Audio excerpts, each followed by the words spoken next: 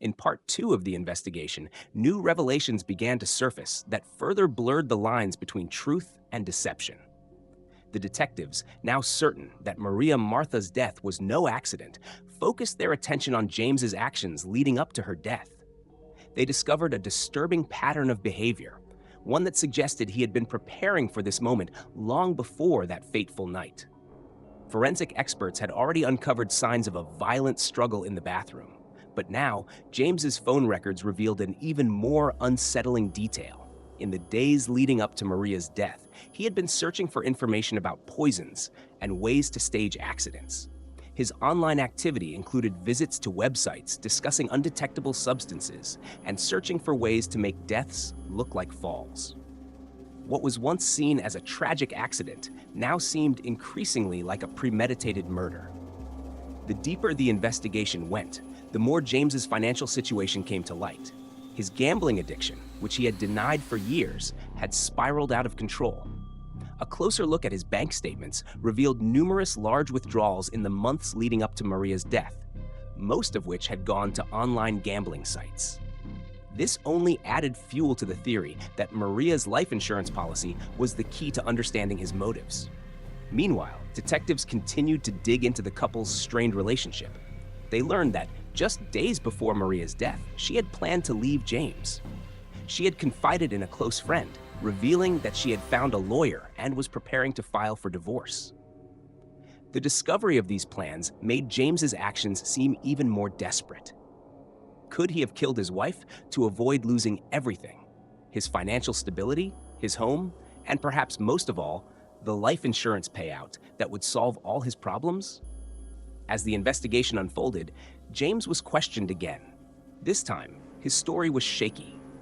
He couldn't account for his whereabouts during the critical window of time when Maria was likely killed, and his once confident demeanor was now crumbling under the pressure. But was this enough to charge him with murder, or was there still more to uncover?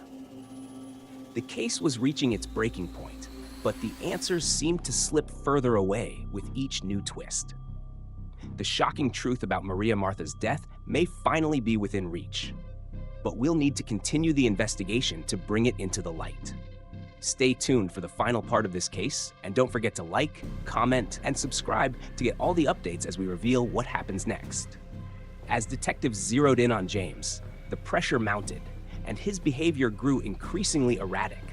The once confident man who had so easily claimed his innocence now seemed fragile, his hands trembling as he tried to maintain control over his story. He denied any involvement in Maria's death, but his contradictions were impossible to ignore. When asked about his online searches for poisons and ways to stage accidents, James became defensive, claiming it was simply curiosity and nothing more. But the evidence was stacking up against him, far more than he could explain away.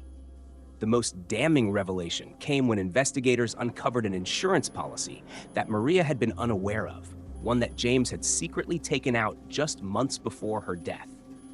The policy was worth a significant sum, money that would have provided James with a fresh start, covering his gambling debts and the financial troubles that had been threatening to consume him.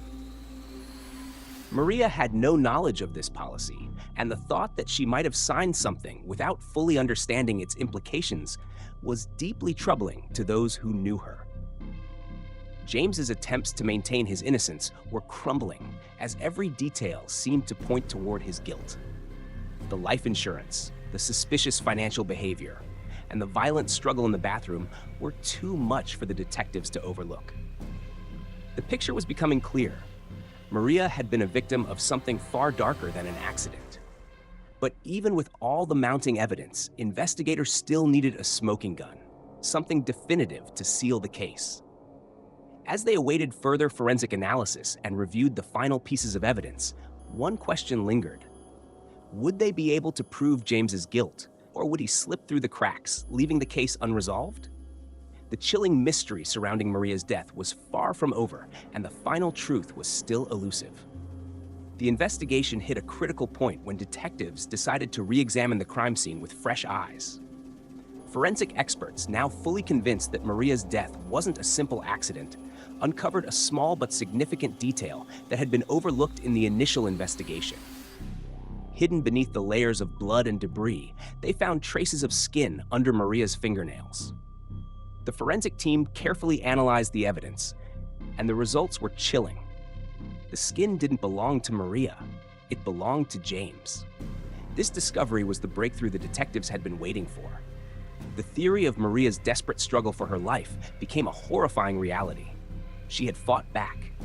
The scratches and bruises on her body, now confirmed to be from James, painted a clearer picture of what had occurred that night. It wasn't an accident. It was a brutal, violent confrontation. Maria had tried to defend herself, but in the end, she had been overpowered. With this new evidence, detectives pushed forward, re-questioning James once again. His calm demeanor was gone. In its place was a man desperate to avoid the walls closing in on him.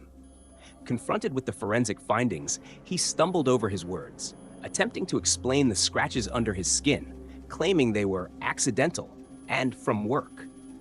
But the blood evidence, coupled with the skin sample under Maria's nails, left little room for doubt. James's story began to unravel completely. The once innocent explanation of a tragic fall now seemed like a well-orchestrated lie. His desperation to hide the truth was evident in every nervous tick, every attempt to justify his actions. He no longer seemed like the grieving husband, but rather a man cornered by his own greed and lies. As the detectives pieced together the last fragments of evidence, the chilling truth became impossible to deny. James had not only murdered his wife for the life insurance money, but he had also tried to cover it up in the most calculated way possible. But would they be able to prove it in court? Or would James manage to escape justice once again? The final pieces were falling into place, but the investigation was far from over. As the investigation neared its conclusion, the detectives worked tirelessly to solidify their case against James. The mounting evidence was damning, but the final piece of the puzzle came from an unexpected source: Maria's close friend, Clara. Clara had been one of the last people to see Maria alive, and during her interview with the police, she recalled a conversation that Maria had shared with her just days before her death. Maria had expressed serious concerns about her marriage and James's behavior.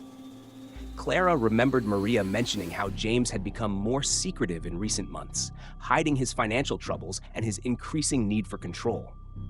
But what struck Clara the most was Maria's cryptic remark: "If anything happens to me, make sure they know who did it." Clara hadn't thought much of it at the time, chalking it up to Maria's stress over their strained relationship. But now, hearing it in the context of everything that had happened, Clara realized how prophetic those words were. This statement, along with the physical evidence, painted a clear and undeniable picture. James's desperation had been building for months, culminating in his decision to take Maria's life in a twisted attempt to escape the financial ruin he had created for himself. Maria's suspicions, expressed to Clara in that final conversation, were now crucial to the case, as it provided further proof that she had known the danger she was in. James's continued denial of his involvement was beginning to wear thin. The forensic evidence, including the skin under Maria's nails and the traces of his blood found at the scene, told the story of a violent struggle. The life insurance policy, the financial instability, and his lies about the night of Maria's death were all part of a larger, sinister plan that had tragically played out. The detectives were confident they now had everything they needed to bring James to trial. The question now was whether he would finally confess or continue to deny his guilt. With all the pieces falling into place, justice for Maria seemed within reach. But would it be enough to ensure a conviction? The final chapter in this chilling tale was drawing near, and the answers were almost within their grasp. As the trial of James began, the tension in the courtroom was palpable. Every eye was on him as he sat at the defendant's table, his once confident demeanor now reduced to a shell of the man he had been. His defense attorneys worked tirelessly to poke holes in the prosecution's case, but the evidence was overwhelming. Every witness, every piece of forensic evidence, every chilling detail of the investigation painted a damning portrait of a man who had meticulously planned the murder of his wife for financial gain. The prosecution laid out their case with precision. They presented the life insurance policy James had taken out on Maria just months before her death, a policy that Maria had no knowledge of. They displayed the damning phone records, showing his searches for poisons and ways to stage an accident, the skin found under Maria's nails, and the bloodstains that had been overlooked initially. Each piece of evidence was a nail in the coffin, each testimony another layer of truth revealed. The emotional impact of the case on Maria's family was clear. Her sister Elena spoke with heartbreaking clarity about the kind of woman Maria had been: a devoted mother, a loving wife, and a woman who had felt trapped in a marriage with a man she no longer trusted. Elena shared the last conversation she had with Maria, where Maria had expressed fear, telling her that she didn't feel safe. This, combined with the friend's testimony about Maria's ominous words, "If anything happens to me, make sure they know who did it," gave the courtroom chills. The defense tried to argue that the evidence was circumstantial, but it was clear to everyone watching that James had no chance of escaping the truth. With every piece of the puzzle in place, the prosecution rested their case, confident that the jury would see through James's lies. As the trial wrapped up and the jury began deliberations, James's fate was sealed. The evidence, the testimonies, and the chilling details of the investigation all pointed to one undeniable conclusion: James had killed his wife. After hours of deliberation, the jury returned with a verdict: guilty of murder. Justice had finally been served for Maria Martha. However, the story doesn't end here. This case serves as a chilling reminder of the lengths some will go to for financial gain, and the dark secrets that can lurk behind closed doors. What do you think? Could James have been motivated by more than money? Could there have been even darker forces at play? We'll continue to uncover the hidden truths behind this case. Stay tuned for more updates as we dive deeper into the chilling reality of this story.